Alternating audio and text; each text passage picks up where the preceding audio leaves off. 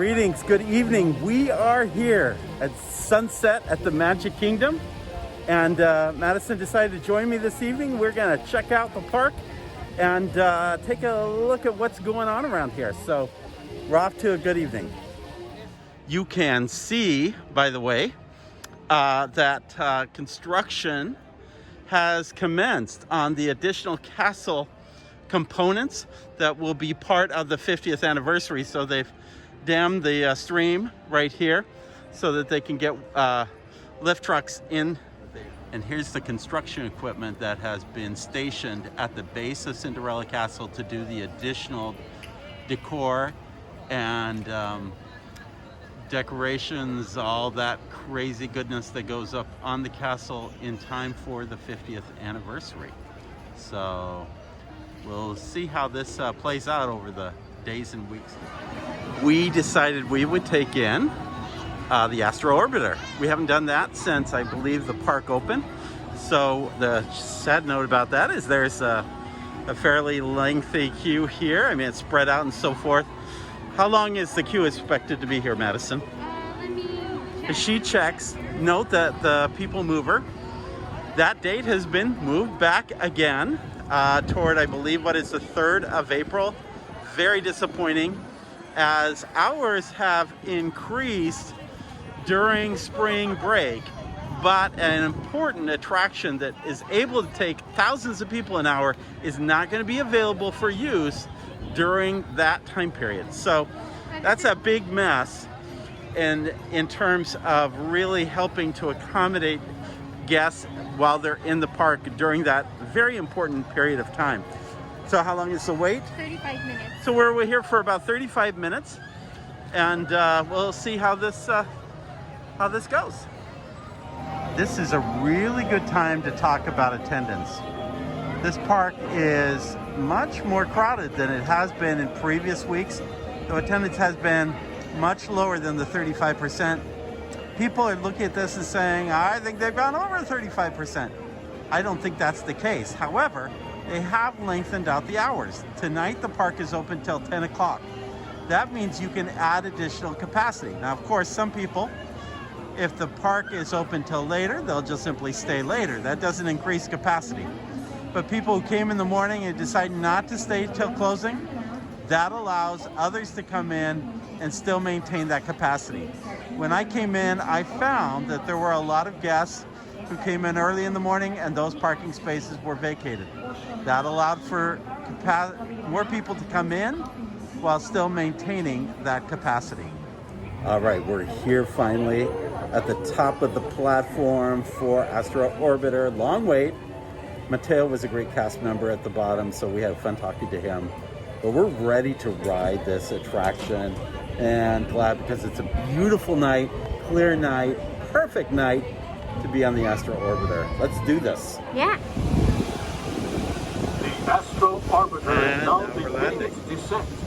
Please remain seated until your rocket ship stops, and follow the arrows to the flight deck. Welcome back, pilots. Just in case you missed it when we were spinning crazy, here is Space Mountain. Beyond it is Tron. Imagine this when the lights are on. It's going to be amazing, especially at this elevation.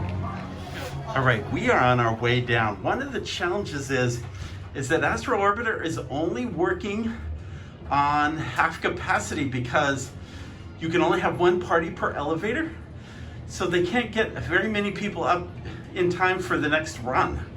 And so half the elevator ends up going empty, which was really kind of strange because they were saying, oh yeah, you need to double up as a party, but it didn't make any sense because half of those ships were actually running on empty. So, but hey, we did it, and glad we did so. So on the bottom floor of Rocket Tower Plaza, underneath the Astro Orbiter, is the Launching Pad. I love the title. That's such a clever name. But look at it. It's about 7:30 in the evening and it sits empty. One of the challenges is your timing when you eat. And by the way, I hope you've had a chance to check out my last podcast, which is about where to dine during this COVID period. Because one of the challenges is trying to find that spacing. Now, take a look at the tables here at this location. in all truth, all these tables are reasonably paced and separated. So it's a reasonable location to eat, and there's a little bit of covering due to the Astro Orbiter and the People Mover above us. But the problem is this is a location that closes early. So you have to be very careful if you're going to eat later. Where are you going to go? Because there are only a few choices, particularly from a counter service point of view. Okay, we are outside of Club 33 and you can see the lights on inside. I am so pumped. I am going to Club 33 for the first time here at Walt Disney World tomorrow, and we are going to be here at the one in Magic Kingdom. So very excited, very thankful for the family that invited me to do it. We are here in the quiet, well, not so quiet, there's a baby crying in the background, but we are here in the solace of Tortuga Tavern, where we are looking across at a quiet moment at Pirates of the Caribbean. You might notice that no one is in line. While we were waiting for the Astro Orbiter, Jason Kirk, Vice President of Walt Disney World, or of the Magic Kingdom, Vice President of the Magic Kingdom, sent me an text. I should say, sent me and a few other, several thousand people a text. Pardon for the inconvenience, but Pirates of the Caribbean is closed. Our cast members are working as hard as they can to get this attraction back up and running, and we apologize for any inconvenience to your stay. When you get a text message like that from the Vice President of the Magic Kingdom, you can be pretty assured you're not going on that ride today. That it's done and it's not happening. And the result of that is that queues right now for other attractions nearby, like Splash Mountain, like Thunder Mountain, like Jungle Cruise, guess what? They're all much higher than they would be on any other given occasion like this, because hey, this attraction can accommodate, well, particularly in non-pandemic periods, several thousand an hour. And so when you shut down that attraction, where are these people going to go? They're going to be seeking another attraction, and that's what you get, is this result where, well, you've got bigger lines. So it isn't just an apology that this ride isn't working and you're not going to be able to go during your stay. It's an apology that really other attractions you are going to go on are going to be a longer wait as a result of it. It's a bear. And these are the moments that operations absolutely hates. When attraction goes one-on-one for good for the remainder of the day, it's a bad news day. Now I have to tell you that getting an attraction up and running begins the very moment you close the attraction the day before. You bring in crews to clean. You bring in crews to work on maintenance. You have people coming in at 3 in the morning to check costuming and to check animatronics and to check hair pieces and all of that. It's all an operation to get everything ready so that it runs and runs effectively while you are visiting during the day. But when it falls apart, that's one of the saddest moments of all. So, there you go. Pirates of the Caribbean closed. So we are getting ready to dine at Tortuga Tavern, which is closed. But if you listen to my podcast, I mentioned that one of the best things to do is to grab your Dole Whip next door. And I went to the one at the front of Adventureland to grab the pot stickers. So Madison went to get the Kakamora, whatever you call these floats, which are incredible. They are better than a Dole Whip because you got this green syrup thing with coconut ice cream, and then you have a cake pop. This is an amazing item. The pot stickers, we're going to try that right now. And but we went and got separate items and met here at Tortuga Tavern, where it is completely empty, and we can dine away from all the other guests and enjoy this little meal. So bon appetit.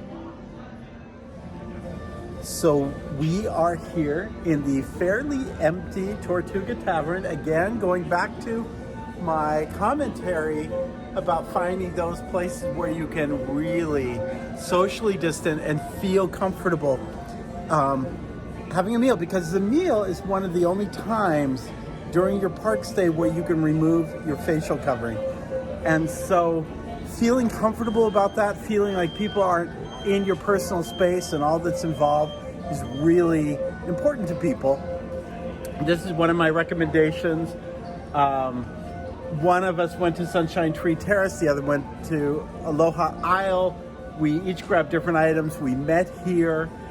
You could have done the same thing with Pecos Bills and just brought it around the corner, and it was really good. We had the Kakamora float. The Kakamora float has, from what I can tell, it has pineapple, coconuts, maybe... it's a lime green syrup. Yes.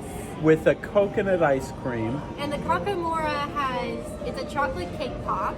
Really good fudge chocolate cake pop. So imagine getting an ice cream soda and a cake pop. And so it's a little more expensive than getting your pineapple Dole Whip. I think if you asked, they might actually do it with the Dole Whip, but I really like the coconut soft serve. I'd say I like the Kakamora float better than the Dole Whip. I really think so too. I eat the cake pop, and then I swirl the ice cream and the lime syrup together, and it's just it's such a great taste. So I hope this stays on the menu for a long time to come. And it tastes really good with the pot stickers. Yeah, the pot stickers.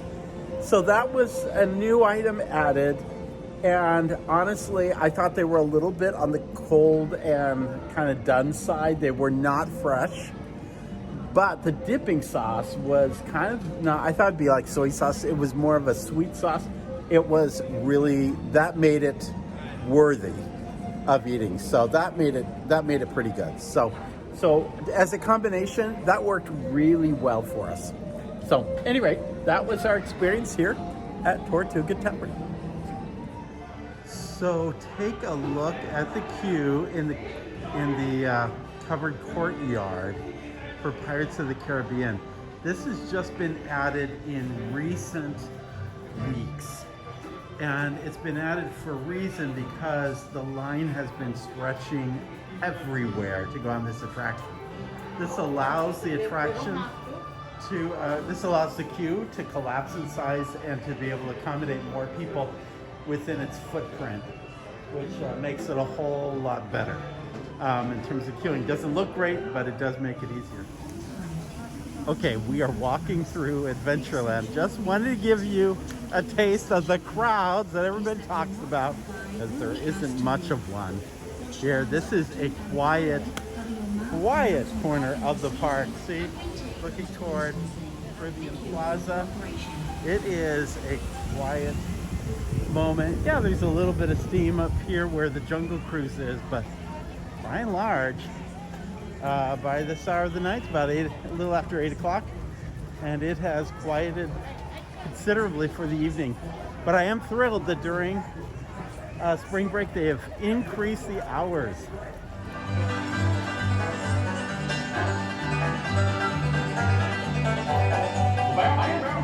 Now in a good old key of G. Zeke and Zan pretend friend by our name Tennessee. Zeke's playing on banjo and attacking with his feet. While banging on the thick pipe with a real old country beat. Zeke is all on the fiddle with a crooked hickory bow. When the spirit moves that cool, he can make that fiddle go. Ted is on call jump, now make that barrel glow. He also plays the washboard with the handle of low. And Dangerous playing my part, he played it kind of side. He never took a lesson, he just picked it up from there. And little Tennessee Bear is a feature on the plane. Sounds just like a guitar, but it's only got one string. So clap your hands and stomp your feet and try to keep rattling. What's your favorite bear band song? Green country road.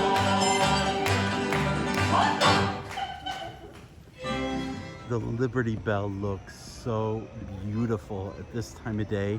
It's a shame it's not running, but still it has this wonderful reflection against the rivers of America. And Disney does not mention Diamond Horseshoe as a venue, but they use it as part of Liberty Tree Tavern as kind of an extension of their seating. In the same way, Chez de France uses Monsieur Paul's over at Epcot as an extension of their seating, though that restaurant is not listed either.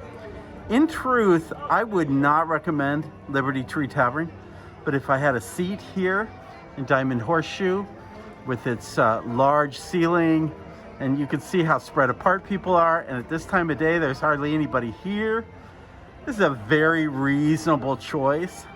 And it's a fine location, although I miss the entertainment.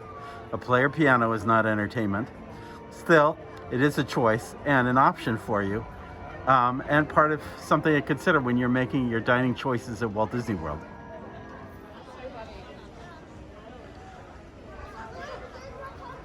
All right, so there's only a 10-minute wait at 8:30 this evening. Again, the park's closing at 10. There's only a 10-minute wait to the Haunted Mansion, which probably means it's nearly walk-on. So we're headed to do that attraction. That's a treat when you're not having to wait very long to go on one of your favorite attractions. So off we go. Haunted Mansion has also put up those barriers. This is a recognition by the company that COVID's here to stay for the rest of the year, or even perhaps a little longer. These barriers are going to be up, but these have been added in recent weeks as well. You know, the queue has reached, in previous podcasts I've shown it reach toward the Liberty Bell exit and all along the waterfront. So this addition helps to reduce that snake-like experience of trying to accommodate guests. Yeah, it is walk in. There is no wait here. We're going past the cemetery and right into the initial foyer, and which has kind of been modified. It used to kind of loop around a little bit more, and used to loop around the grand circle in the stretch room, but now it's just a dead end, straight in to the attraction, and literally no wait inside the main hallway. We are going right onto the ride. So this is a treat.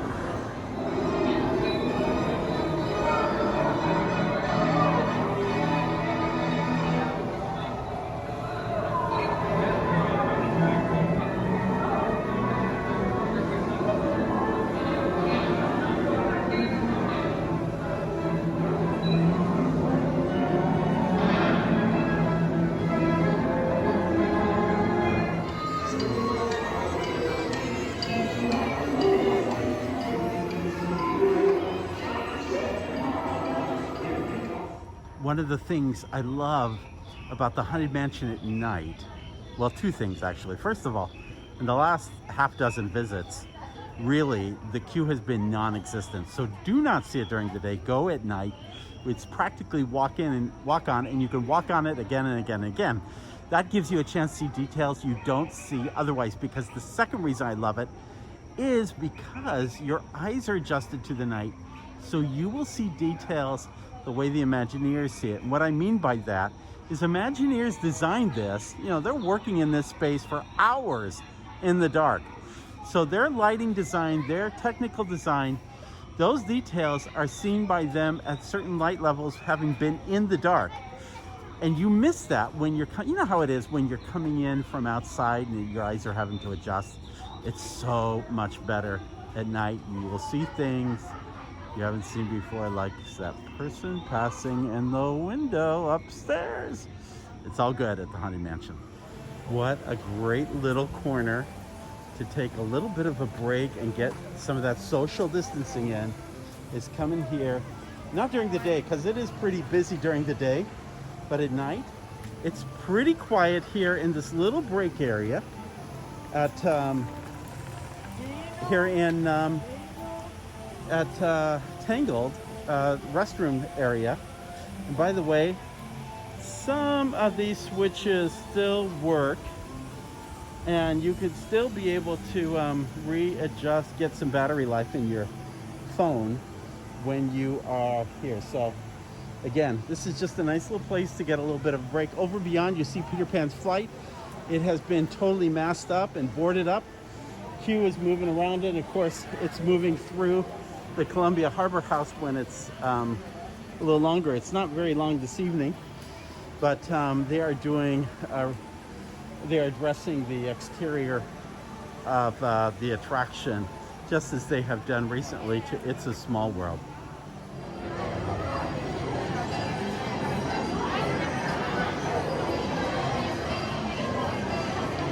So we're here at It's a Small World. The clock has just rung for 9 p.m.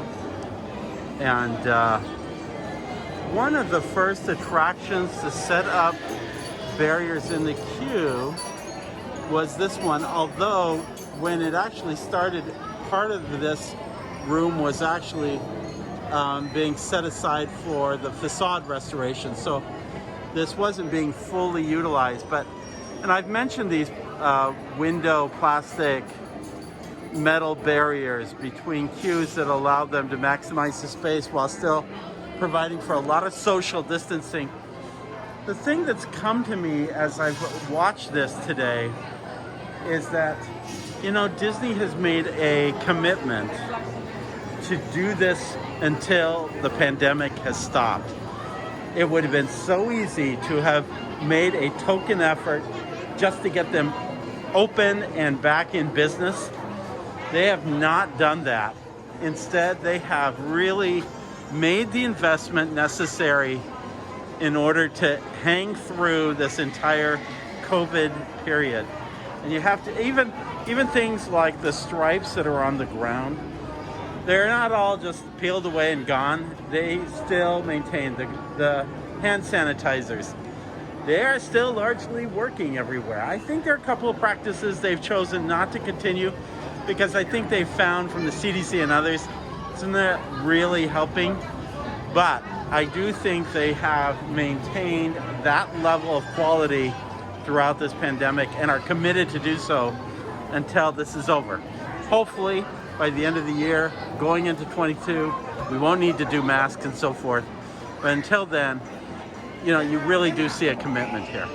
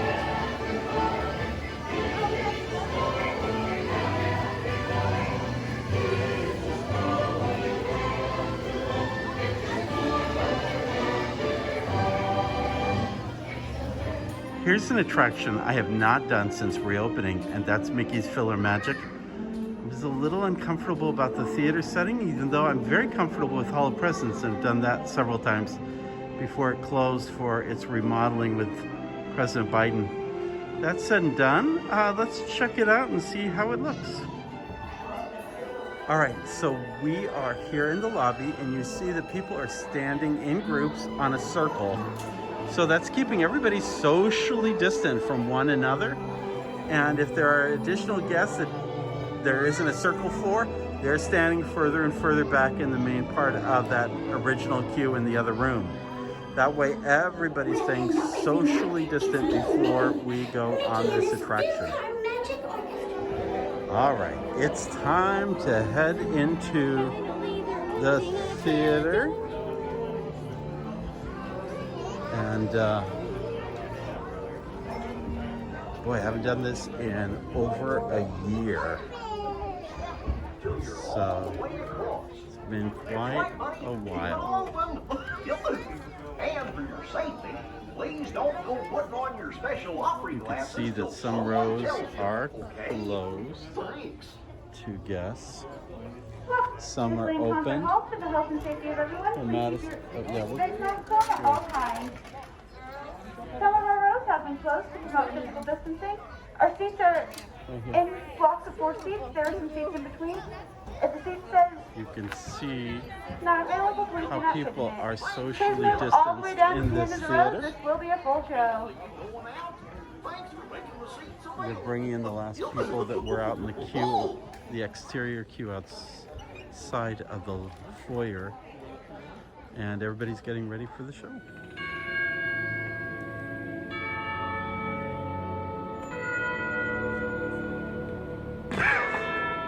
Here we go!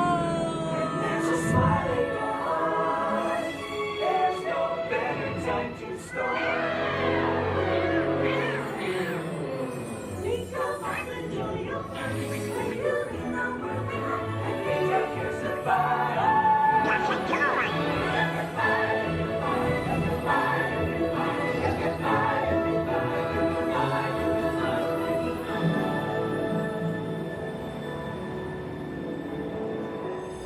Well, I think the 3D animation is a little on the old side. I have to say, I felt like, I remember at a certain point during PhilarMagic, I thought, man, we really are quite socially distanced. And with a 50-foot high ceiling, really was a COVID safe place to enjoy that experience. And I highly recommend it to anyone who is coming to visit the park.